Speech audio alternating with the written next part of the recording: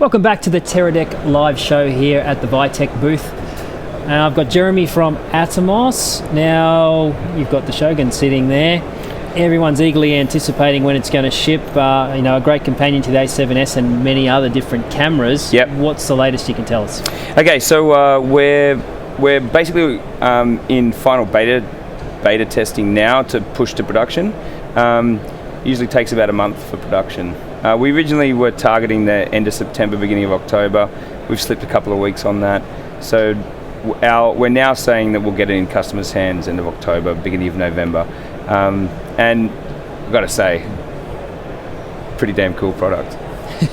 So just have a look at it here. We've got this little camera here that we can have some more things. So it's changed slightly from what we saw at NAB. Just run me through what's actually changed on the unit. We've got 2 heat pipes now because we believe that we can do 4K 60p on this unit. We still haven't implemented that. That won't be in the first release, but it is planned for the end of the year, and that's a free update as always from us. The second thing that's changed is we removed the USB port on it. We can still update from the disk. We thought it'd be more convenient if you plug in the USB, but it added quite a bit of complexity to the product, and we don't really need it for anything else. So that's changed. The weight has gone significantly down because we don't have big heat sinks in there because of the heat piping. So you get a lot of weight savings, and that comes from like laptop technology. Most laptops have heat piping technology in them. The screen is. We've got great control over the screen, calibration, the touch sensitivity is really, really strong, but it's just the quality of the screen that is, I think, the most compelling argument for just to buy it as a monitor. There's not as good a monitor out there today. Okay, now, it's not just something that's going to be used with the A7S. This is going to be used on a variety of different cameras because you can take not only HDMI in, but also 4K over SDI. Correct.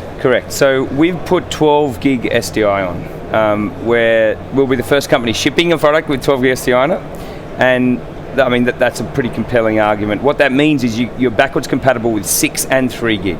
So if you've got a single 3 gig, of course, up to 50-60p, which people want.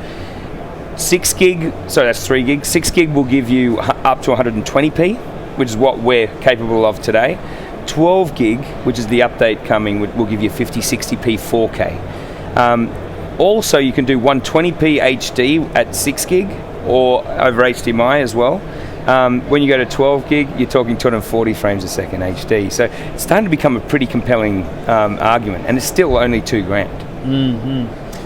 And, just for people out there, why would you go with ProRes 4K recording over, say, something else? What are the benefits of ProRes in today's marketplace? When you talk about like XAVC or something like that, or Panasonic's AVC Intra 4K,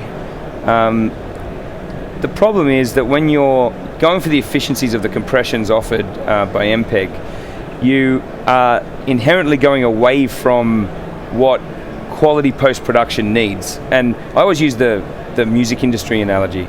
You don't record in MP3, you record in FLAC and WAV. You produce in those formats and then you go to MP3. It's a distribution format. That is what MPEG is for. It's a mismatch to use that for post-production.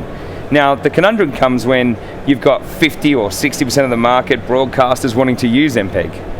And then you've got the creative people who are trying to really finish something of high quality. They want ProRes because it's 10-bit, so you've got more latitude in colors. It's 422, not 420 often is the case in the MPEG flavors, and they're really pushing the boundary to get onto small memory cards. We solved that problem of the high data rates by going to hard disks. So I think it's definitely horses for courses. I don't think there's a better codec. Depends only if you say what's better for post-production, it's going to be ProRes. If you say what's better for distribution and broadcasting, it's going to be MPEG. Okay, now before we run out of time, you've got something else that we definitely want to see. So, absolutely. Everything runs off power these days, and increasingly putting more and more things on your cameras, and you're requiring more and more power. So you've got what's called the power station. So our theory is that's this little baby. Our theory is that power management is the last real frontier of really condensing devices together, which obviously gives us one power source, but there's still lots of other devices around the rig. like lighting, the camera itself. And so our continuous power technology, which is patented, we actually now are using that in a separate product. This goes very well with the Shogun and the Ninja, etc. But what it really does is give us the ability to power multiple devices from one set of batteries. The theory is you buy batteries for your camera. You buy a lot of them. Let's use those to power everything else. So hot swappable batteries, so it's switching from one to the other and continuously powering. We have 3 DC outs to power lights, monitors and cameras.